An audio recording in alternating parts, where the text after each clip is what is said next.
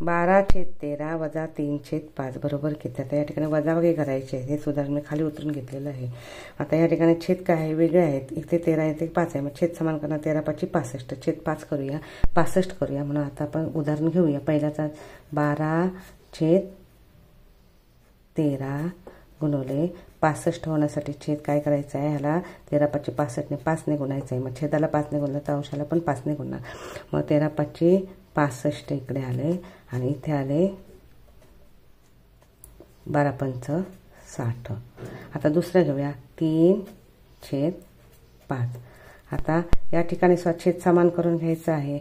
मग इथे 65 आला पाहिजे. मग 13×5 = 65, इथे 13 येणार. मग इथे 13 ने गुणलं तर अंशाला पण 13 ने गुणायचं. 13×3 = 39 बरोबर आणि 13×5 = 65. आता हे अपूर्णांक आपल्याला मिळालेले आहेत. 60/65 वजा 39/65 बरोबर. वजाबाकी केली, उत्तर आलं 21/65. म्हणून पर्याय क्रमांक 4 त्याचं उत्तर.